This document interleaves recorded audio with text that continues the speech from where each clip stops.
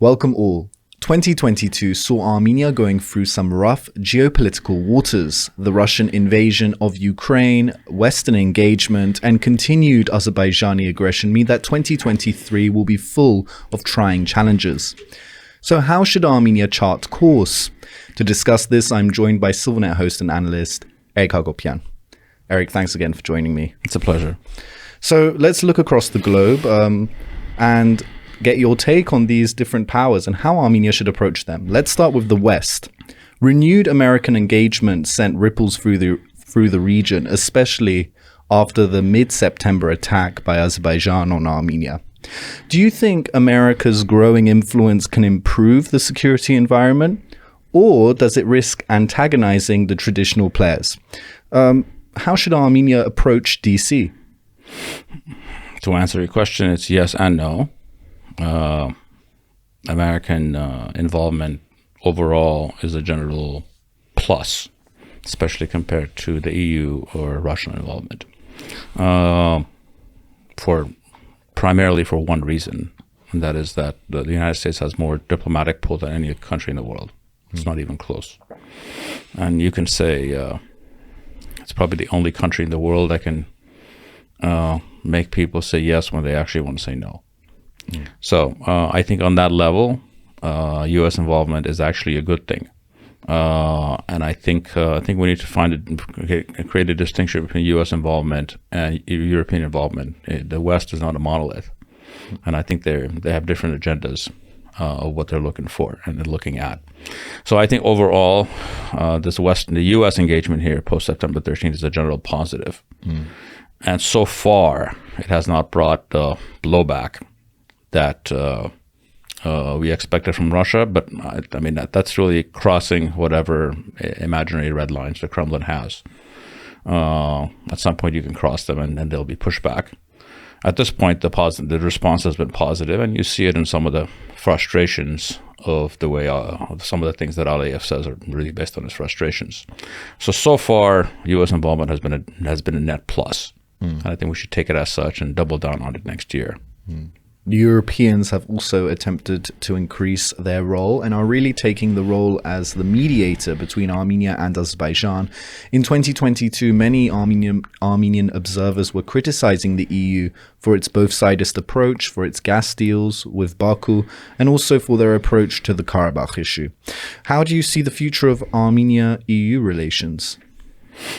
It really depends on different levels. I think on the issue of on the levels of economics and culture and all that, I think it'll be fine, and it'll be the more the better, because that's the direction of the economy, it's the direction of the country. But I think it's fair to say that the EU policies in this region were disastrous this year. They were disastrous for us. I think after Aliyev himself, and if the Russians gave green light to the Aliyev's invasion in September, there's no one that has more blood on their hands than the EU, specifically two people, van der Leyen and Toivo Clark. So I think their approach has been disastrous. You cannot play both sidisms between an aggressor of a genocidal-minded state and a democratic one that's defending itself. It's just, not only is it moral degeneracy, it's also bad policy, and we're seeing the results of it. And this phony gas deal is literally falling apart, and they're being exposed and humiliated on it. So overall, their actions here last year were this year were disastrous. Well, there are also numerous reports that Armenia is bulk buying Indian weaponry. I want to talk a bit about India. India is considered a friend of Armenia, but it has not taken a large role with regards to the conflict between Armenia and Azerbaijan. Should Armenia hope and try for a bigger Indian role? What do you think of the New Delhi factor? I think it's very significant. I think, well, I mean, India is symbolic of the defense relationships leaving Russia. That's really what India is really about. Obviously, there have been significant weapons purchases. What's here, what's not, we have no idea. That's beyond our capabilities of knowing.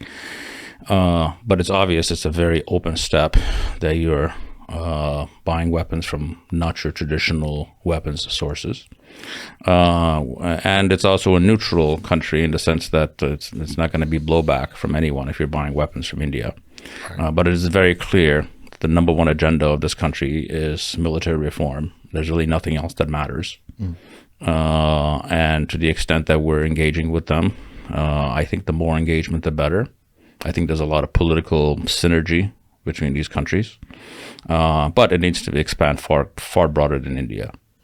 Okay, Eric, Russia is a long-standing party in the region. Many argue that Yerevan has to be meticulous in how it navigates this relationship. The Russian peacekeepers in Karabakh have been maintaining a fragile ceasefire since the 2020 war's end. Cheap Russian gas keeps Armenia's economy growing. A wrong step could spell disaster. Despite this, Russia's future is difficult to discern. It cannot stop Azerbaijani aggression, seemingly. Its economy is having major problems, and the armies of Ukraine are advancing. How should Yerevan walk the Russian tightrope? Well, I think the tightrope is this. You need to understand that they have no ability or desire, most likely desire, to protect this country or protect this government. So you have to take your own security into your own hands and find new security partners. You have to give yourself that leeway in the 100 percentile, but you need to do so in a manner that does not bring down unnecessary antagonism from that country. You just have to say, if you can't do it, we're going to look for other partners, and you move on. But I would not take deliberate steps to create antagonisms when are necessary. So it's a balancing act. But I think it's a balancing act that can be done, and to a certain extent, it actually has been done over the last 2-3 months. When you deal with all sides, I think some of the things you described about the Russian economy and things is that's sort of to be honest, it's just a Western standard view. That's really not the same. The Russian economy has not been as damaged as people think it is, mostly because of very high energy prices, which are caused by the sanctions on Russia themselves. And I think people are too quick to understand what's going on at the battlefield. Because as we sit here today, Ukraine is being destroyed as a country. And Russia's ability to fight and the resources to fight are much longer than the other side. So I think we will know much more in the spring about what happens in that war, or hopefully the end of that war, because I think the faster the war ends, frankly, it serves everyone's purposes. But I think, yes, it's an absolute balancing act, but it's a balancing act that can be, it's doable. Okay.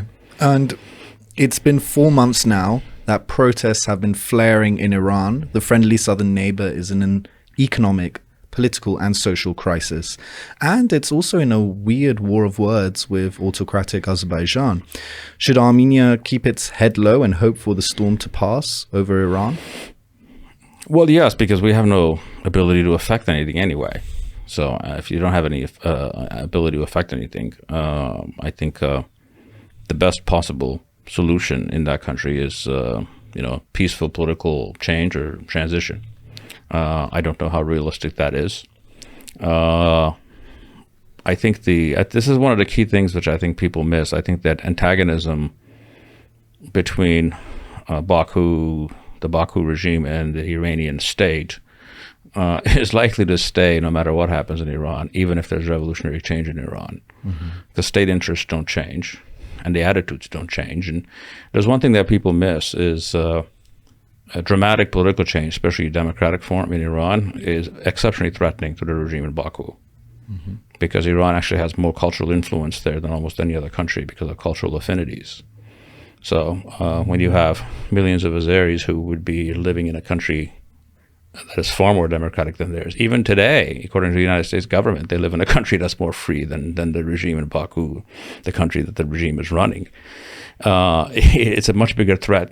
A democratic Iran is a big threat to the Aliyev regime because it's a very bad example. Another bad example in his neighborhood, along with a democratic Armenia and a democratic Georgia. So I think people think that the Azeri-Iranian war of words has to do with this particular regime. I'm not sure if that's the case. I think it's the fact that the Iranian leadership or establishment, frankly, on all sides, really doesn't look at the regime in Baku as a legitimate government in many ways, and has disdain for it. So I think these antagonisms are not going to change. But we have very little impact on it. We can just watch and hope for a peaceful transition, a peaceful political change. And normalization talks with Turkey are ongoing. As we all know, Turkish President Recep Tayyip Erdogan has been backing Aliyev to the hilt. But some say that the blockade imposed on Armenia is almost an economic noose. What do you think about the future of Armenia-Turkey normalization? I don't see any normalization because I think the price for normalization is capitulation to Baku. So short of that, there's been no normalization. And second of all, people vastly exaggerate the importance of the Turkish blockade on the economic impact. I mean, look at our growth numbers. What effect did it have? I think if you look at, we might actually be the beneficiaries of that blockade at this point, given the general dysfunction of the Turkish economy and the currency and other things. So I'm not. There's this time warp, especially among Westerners, that it's 1993 forever, and Armenia needs the borders to open desperately. It would be nice to have the open borders. It'd be nice to have other options in trade routes. But if you look at what this country primarily exports, it's not. First of all, it doesn't go in that direction. Most agricultural products go straight north into Russia. And when you're talking about, when it's jewelry, whether it's IT, those are all issues that don't have transportation issues. In fact, 20 years from now, economic historians can look back and send bouquet of flowers to Ankara for this blockade because it forced us to get into businesses that are frankly far more profitable than, for example, many of our neighbors are living on. Okay, Eric. And last question. What would you tell an Armenian representative entering the arena with members of Aliyev's court? Well, first and foremost, you have to understand, regardless of the current power disparities, you're dealing with a country that has no future and with leadership that has no future in the long run. And that is something that they know. The smart people in the country know that. And in fact, a level of their aggressiveness is based on that, because they either get something now because they won't be able to get it 10 years from now. And the other thing is to understand that in their political culture in that country is such in which normal discourse or equal partnerships are impossible. It is a culture of political domination and bullying. You either have your foot in someone's throat, or someone has their foot in your throat. They do not comprehend dealing with people as partners or as equals.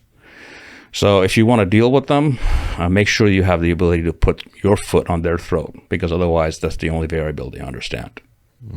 Well, Eric, insightful as always. Thanks for your time. It's a pleasure. And thank you for joining us on CivilNet.